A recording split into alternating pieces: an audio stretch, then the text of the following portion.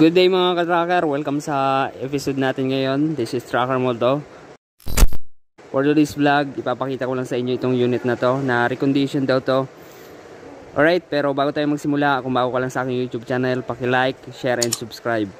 Alright, so itong unit ay Fuso Canter Narrow. Ayan, makitid po ito, fully recondition, fully repaint. So ito, ayan, may plaka na nakarehistro. Ayan, test drive lang nito. Yung capacity niya, ayan.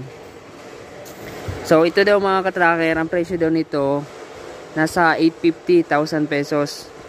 So sa tingin nyo mga ka-tracker, sulit ba ang ganitong truck? Ayan, silipin natin, ikutan natin para makita nyo yung specs. Ayan, katatapos lang gawin yung electrical lights and accessories. Ayan, bagong kabit yung mga ilaw. Silipin natin. Yung gulong 5 stud. Ayan, tubeless. Yung gulong niya makakapal pero surplus Japan, 205 by 70 R16. Ayan, low profile yung gulong. 6-wheeler to, 6-wheeler. 14 feet pala, 14 feet yung haba ng closed van, corrugated. Ayan, silipin natin yung loob. Ayan yung loob, power window na. Ito yung manubela, medyo kupas. So sana naman dapat na pinturahan to. Tapos ayan, converted yung dashboard. Ayan, converted. Naka-upholstery yung mga upuan. Merong aircon. So 5-speed manual transmission. Ayan, manual po.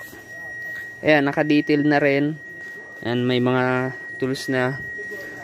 4M50 ang makina. 4M50. 2007 model itong unit na to. 14 feet do, 14 feet. 14 yung haba ng body. 14 feet nga. So ayan. Ito yung chassis, original ano to? Original na wing van, ay ano, closed van. So original daw na nakakabitong closed van sa unit. So bago na battery. Ayan, transmission nababa yung ano, yung clutch. Ayan, napalitan. Ayan, mga preno napalitan ba ng ano to? Mga brake pad at na ano na rin ano. Dito binubuksan nila at chine-check kung maayos pa yung preno, yung kapal ng brake pad, yung brake drum. Inaano nire-repace. Ayan, nire-repace naman kapag recondition. Kapag may tama. Tapos pag ganitong recondition may warranty ano? Ayan, may warranty daw. Ayan. Ayan, not for hire. Ayan, nakalagay. Corrugated. Ayan, ganyan tong itsura. Repair. Ayan ni-repair, may tama to dati ano. Ayan, ni-repair siya. Tapos pininturahan din yung dito sa likod. Ayan. Tapos nilagyan na ng grill yung taillight. Ayan. So bago na yung pinto. Buksan natin, fabricated. Pero yung mga lock nito, Japan surplus pa. Dating bulok na siguro no. Sira na. So ayan, ayan. Ito ni-repair din ba to? Hindi. Ni-repair pala. Pero yung ito hindi na. Ayan, may mga ni-repair lang na flooring. So kahoy ano. Tapos dito, ayan, tinapala na ng aluminum. Tapos yan, makikita nyo, stock na plywood panel. Tapos may mga ilaw. So ano yun? Yung switch nya. Ayan, original pa yan mga tracker. May side door. Tingnan natin side door. Fabricated din yung side door nito. Dating ano to? Merong side door ano? Wala. Walang side door dati. So nilagyan na lang. So ito yung itsura niya. Malapad. Aluminum din. Ayan. Magkano presyo nito? 800. Nasa 800? 800 pataas. So ganito daw mga ka-tracker, nasa 800. Yung ano nito, yung suspension naka lip spring sa likod. Yung sa harap, independent.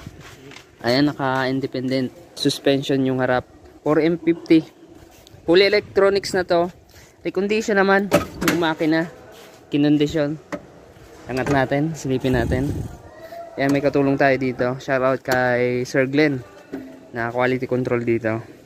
So ayan, hindi pa na washing. Iwa-washing pa ito, no? So, tinest drive to kanina, may mga nakita pang problema. Meron pa, pero may mga minor na. Minor na lang. So, dito kapag recondition, tinetest drive, tapos kapag may nakitang problema, yan naayusin naman bago ilabas. Saka, iwa-washing pa to kasi madumi. Ayan. 4M50, fully, ayan, recondition, tapos, change oil to, hindi na. Change oil na. Hindi daw change oil kasi maganda pa yung langis. And then, ayan, 4-cylinder, may turbo, ayan, CRDI, ayan, malakas to, malaking makina, ayan, pinturado, fully repaint. Dito mga katracker, kung fully recondition, pwede ka mamili kung anong gusto mong kulay. Kung may kulay ka na sa dati mong truck, yun na yung ipapalagay nyo, pwede. So, ayan, dito naman may warranty.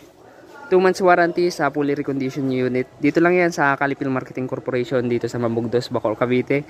Kung naghanap kayo ng truck, mag-inquire lang kayo dito. Pumunta lang kayo, hanapin nyo na ako, Deo Naupia.